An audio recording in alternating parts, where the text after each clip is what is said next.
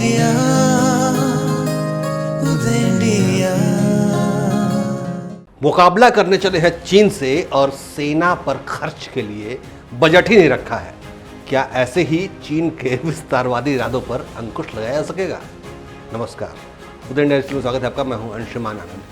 केंद्रीय बजट पेश कर दिया गया है। वित्त मंत्री निर्मला सीतारमण ने इस बार रक्षा क्षेत्र के लिए 6,21,940.85 करोड़ का, ये लगभग पूरा मोटा मोटी मान लीजिए तो 6.22 लाख करोड़ का बजट एलोकेशन रखा है, जिसे डॉलर के हिसाब से देखें तो ये लगभग 75 बिलियन अमेरिकी डॉलर होता है।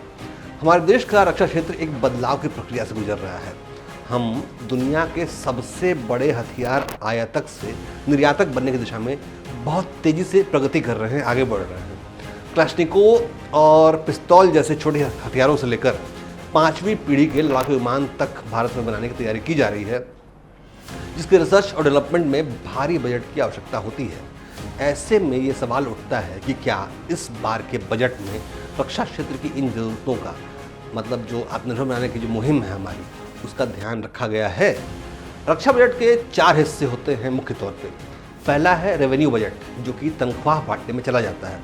इस बार का जो रेवेन्यू बजट है वो कुल रक्षा बजट का 45% हिस्सा है। दूसरा हिस्सा है कैपिटल बजट, जो कि सबसे अहम है, क्योंकि इसका इस्तेमाल नए हथियार खरीदने और सेना को मजबूत बनाने में किया जाता है।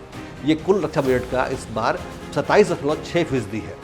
तीसरा बजट है पेंशन बजट, जो कि रिटायर्ड सैन्य कर्मियों की पेंशन में खर्च होता है, जो कि कुल डिफेंस बजट का 22.7% हिस्सा है।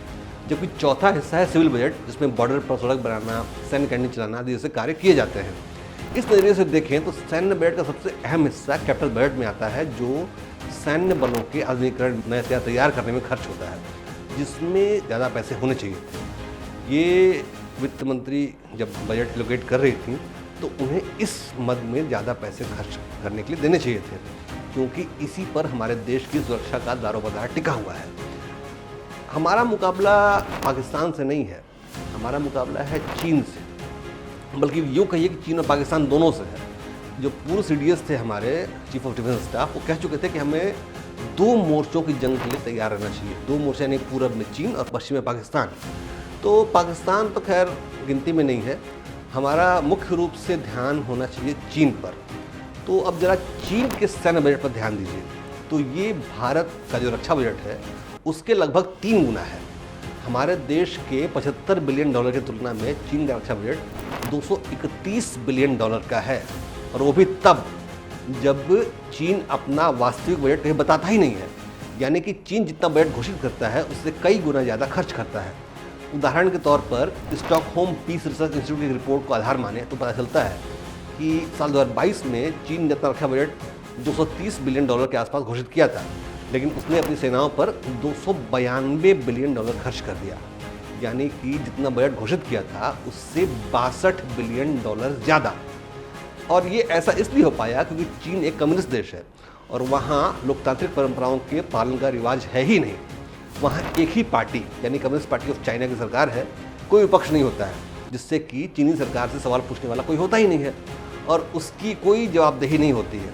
इसीलिए चीन में अक्सर इस तरह के कांड होते हैं, इस तरह के गड़बड़ घोटाले होते हैं।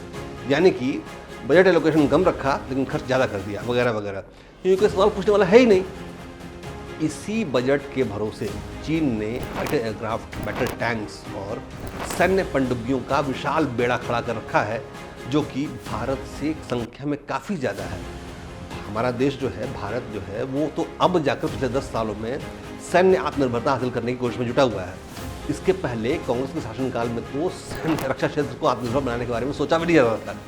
लेकिन चीन काफ़ी समय से अपनी सेनाओं के लिए खुद ही अपनी फैक्ट्री में हथियार बनाता है, और यही नहीं, वो उन हथियारों को पाकिस्तान तथा उत्तर कोरिया जैसे अपने पिछलग्गू देशों को बेचता भी है।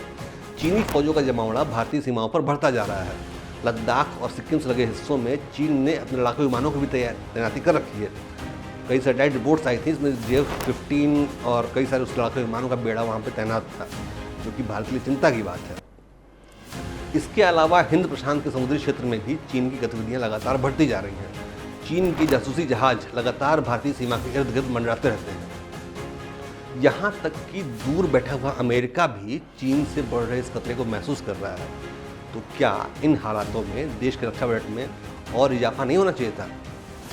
ये एक बहुत ही महत्वपूर्ण सवाल है, क्योंकि देश तभी विकास करेगा जब वो सुरक्षित होगा, और सुरक्षा का जिम्मा हमारी फौजों के कंधे पर है, जिन्हें इस बार के बजट में और मजबूती दी जानी चाहिए थी।